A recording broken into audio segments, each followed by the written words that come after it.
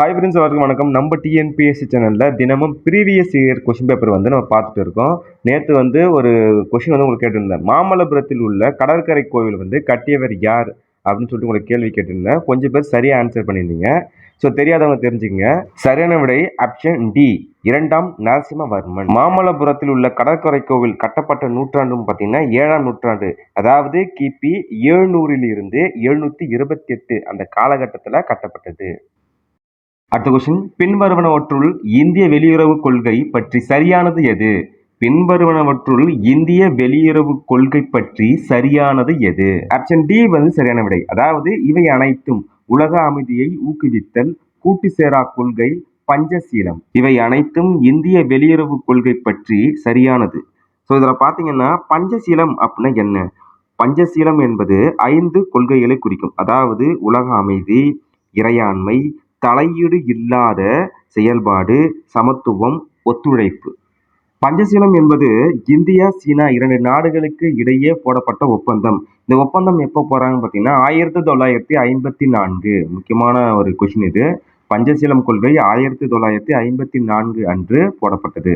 இந்த கொள்கை எதற்காக கொண்டு வரப்பட்டதுன்னு பார்த்தீங்கன்னா, இந்தியா, சீனா 2 நாடுகளுக்கு அந்த எல்லை பகிர்வு இருக்கு இல்லையா, அது சமத்துவமா இருக்கணும். ஆக்கிரமிப்பு செய்யக்கூடாது. தலையீடு இல்லாத செயல்பாடு. என் நாட்டுல ஒன்று நடக்குதுன்னா நீங்க தலையிடக்கூடாது. உங்க நாட்டுல என்ன நடக்குதுன்னா நான் தலையிட மாட்டேன் அப்படின்னு சொல்லிட்டு தலையீடு இல்லாத செயல்பாடு. சமத்துவம் மற்றும் ஒத்துழைப்பு, அமைதியுடன் இணைந்து வாழ்தல். இந்த கொள்கையை கொண்டு வரும்பொழுது நம்ம நாட்டினுடைய பிரதமரை யாரு இருக்காருன்னு பார்த்தீங்கன்னா ஜவஹர்லால் நேரு அவர்கள் இருக்காங்க.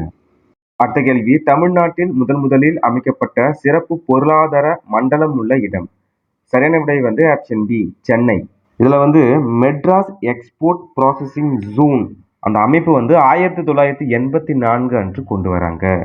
Madras export processing zone, MEPZ, 1984. அடுத்த வினா, தேசிய உயிரியல் பல்வகமை ஆணையத்தின் தலைவர் யார்? இது பழைய கொஸ்டின் பேப்பரு. இதுல ஆன்சர் பாத்தீங்கன்னா இவருள் எவரும் இல்லை. ஸோ இப்ப தற்போது யார் இருக்காருன்னு பாத்தீங்கன்னா, தேசிய உயிரியல் பல்வகை ஆணையத்தின் தலைவர் திரு சி அசலேந்தர் ரெட்டி. இவர் யாருன்னு பாத்தீங்கன்னா ஓய்வு பெற்ற வனத்துறை அதிகாரி. அடுத்த வினா பாருங்க, இந்தியாவின் மிகப்பெரிய பொதுத்துறை வங்கி எது? இந்தியாவின் மிகப்பெரிய பொதுத்துறை வங்கி எது? சரியான விடை option D, state bank of India, SBI bank தான் இந்தியாவின் மிகப்பெரிய பொதுத்துறை வங்கி.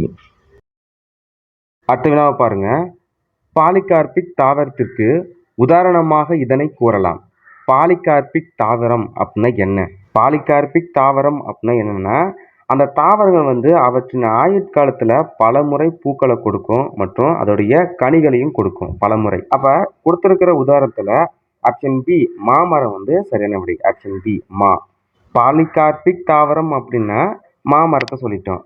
அப்ப மீதம் இருக்கிற பட்டாணி, மூங்கில், துவரை இதெல்லாம் எந்த வகையை சார்ந்ததுன்னு பார்த்தீங்கன்னா மோனோகார்பிக். இந்த தாவரங்கள் ஒரு முறை மட்டும் பூக்கும். இந்த வினாவை பாருங்க, 1 KB நினைவு என்பது என்ன? கிலோபைட். அதாவது கேபின்னு இருக்கு இல்லையா, அதுக்கு பேர் கிலோபைட். இப்போ கணினியில் 1 கிலோபைட், அதாவது 1 KB அப்படின்னு என்னதுன்னா 1024 பைட்டு. ஓகேவா? 1 பைட் என்பது 8 பிட்டு. இந்த கேள்வி என்ன கேட்டிருக்காங்க, 1 KB நினைவு என்பது என்ன? 1024 பைட்னு சொல்லியிருந்தேன். சரி, ஓகே.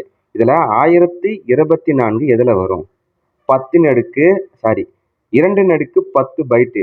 அதை 2 10 வாட்டி பெருக்கி பாருங்க, என்ன வரும்? 1024 வரும். அப்போ ஆன்சர் என்ன வரும்? ஆப்ஷன் பி சரியான விடை, 1024 பைட். அடுத்ததா உங்களுக்கான ஒரு வினா, எந்த வாயு வளிமண்டலத்தில் அதிக அளவில் உள்ளது? ஆன்சர் உங்களுக்கு தெரியும், கமெண்ட் பாக்ஸில் கமெண்ட் பண்ணுங்க. இந்த காணொலி பதிவில் எக்ஸாமில் கேட்ட முக்கியமான கொஸ்டின்லாம் பார்த்தோம். இந்த காணொலி பதிவு கண்டிப்பாக உங்களுக்கு பயனுள்ளதாக இருக்குன்னு நினைக்கிறேன். அடுத்த காணொலி பதிவில் சந்திப்போம். நன்றி, வணக்கம்.